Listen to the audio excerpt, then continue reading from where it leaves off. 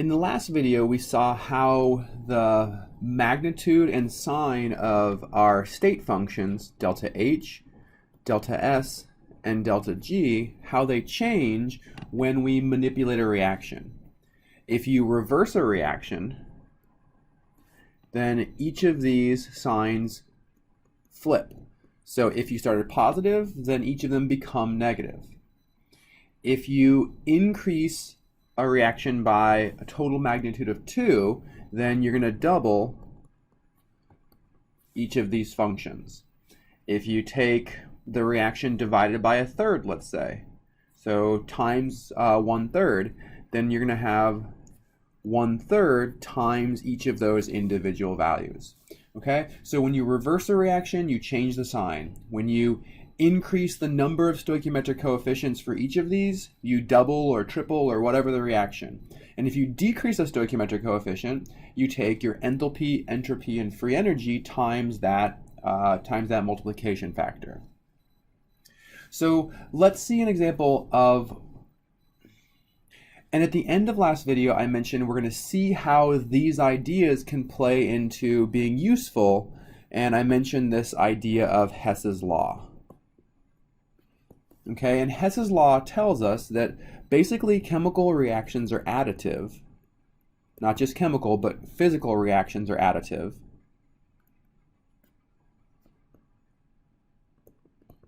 Okay, so if you combine chemical reactions together, you also add up all of our state functions, delta H, delta S, and delta G. So if you add up two reactions, you also add up the enthalpy.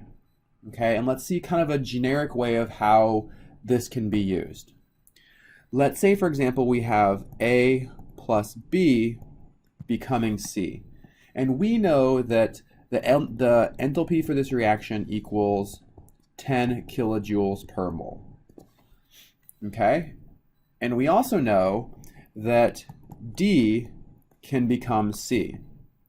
And the enthalpy for this reaction is equal to -6 kilojoules per mole. So what we can do is actually manipulate these two reactions to learn about the enthalpy of this reaction.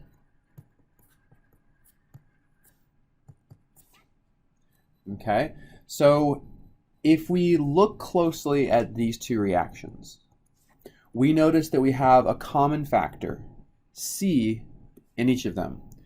So if I reverse one of these reactions, then I can actually combine the two reactions together to cancel out C. Okay, and I'll show you how this works. So first things first, notice that A and B are reactants. So we want to keep A and B on the reactant side.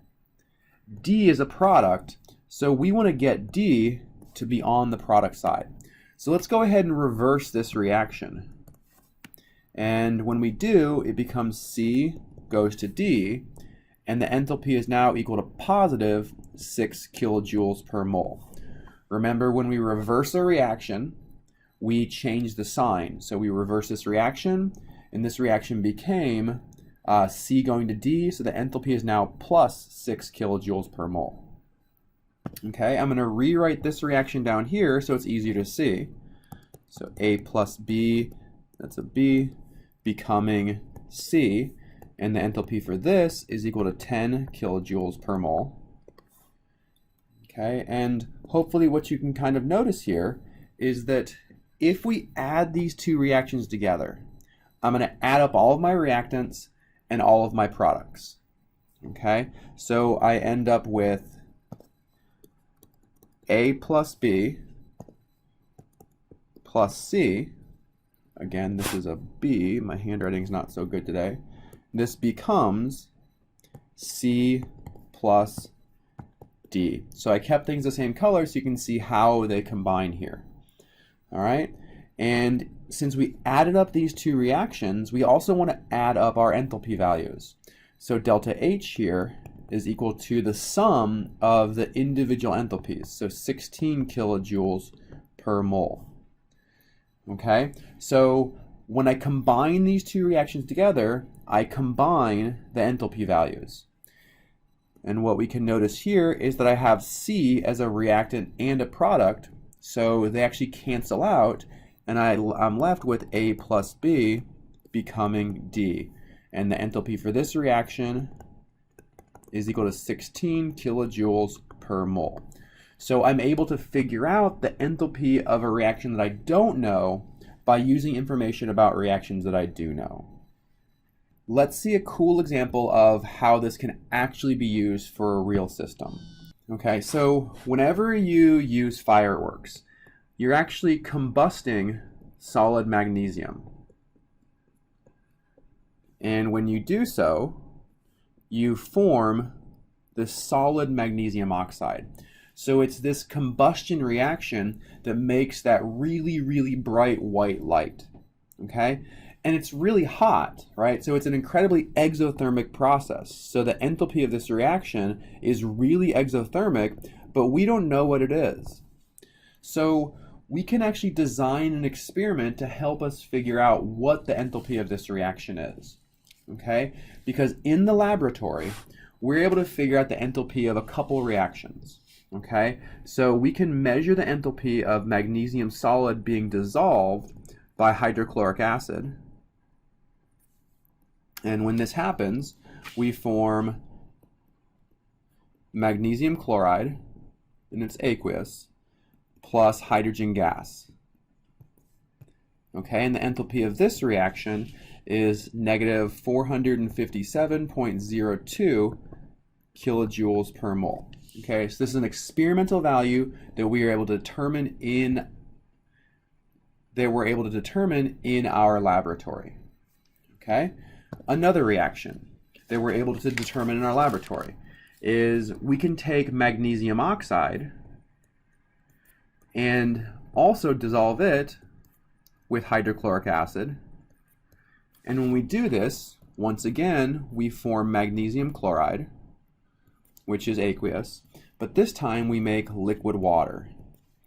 And the enthalpy for this reaction is equal to negative 97.18 kilojoules per mole.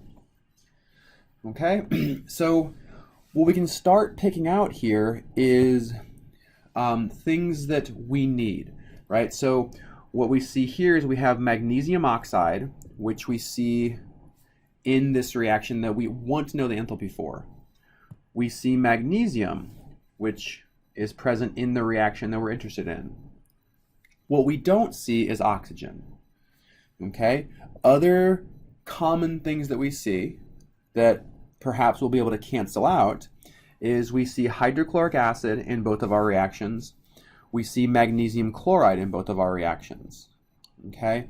And then we have these last two pieces that ultimately we're going to need to get rid of: hydrogen and water. Okay? So these are two experimentally determined reactions that we can use to start us on the path to get to our desired reaction. Okay? So let's begin this process. First, in the first reaction, we have our magnesium oxide, or our magnesium, as a reactant. So we want that to stay as a reactant. In the second reaction, we have our magnesium oxide as a reactant, but we want it to be a product. So let's go ahead and reverse this second reaction. Okay? So if we do that, we end up with magnesium chloride, which we know is aqueous, plus liquid water, and it reacts to form magnesium oxide and two equivalents of hydrochloric acid. Okay, and the enthalpy for this reaction is now equal to positive 97.18 kilojoules per mole. It's positive because we reversed it. Okay, let's go ahead and cancel things out. So I'm comparing these two reactions now. Okay, if I add these up, then I recognize that I have magnesium chloride on both sides. So magnesium chloride cancels. I also have hydrochloric acid on both sides. I have hydrochloric acid here and here. So the hydrochloric acid cancels. Okay, so right away we've gotten rid of some of our reactants and products. So when we rewrite this and simplify it, we have solid magnesium, right, from here, plus water becoming magnesium oxide, that's here, and hydrogen gas. Okay, so I combined these two reactions, which means I need to combine these two enthalpies. Okay, and when I do that, when I add these two enthalpies up, I get an enthalpy of this reaction equal to negative 359.84 kilojoules per mole. So I'm getting close. I see that I have the desired magnesium solid and the desired magnesium oxide. I need to get rid of water and hydrogen and replace them with oxygen. Okay, and maybe you can see what we need to do here, maybe you can't. But in this case, we can actually use the standard enthalpy of formation of water to get rid of water. Because we know that if we have 1/2 O2 reacting with hydrogen gas, then we're going to produce liquid water. And this value we can look up because this is the enthalpy of formation of water. So this enthalpy is equal to negative 286 kilojoules per mole. Now, when I combine these two reactions together, I have my hydrogens that cancel, I have my waters that cancel, and when I combine these together, I have magnesium solid plus 1/2 equivalent of oxygen becoming magnesium oxide solid. And since I added up my reactions, I need to add up my enthalpies. So the enthalpy of this reaction is negative 645.84 kilojoules per mole. So as we predicted, it's exothermic, and its value is negative 645.84. Okay, so this is definitely a more complicated example than I would give you. But I wanted you to see how it can be really useful to come up with the enthalpy of a reaction that we're interested in using things that we can measure in the laboratory.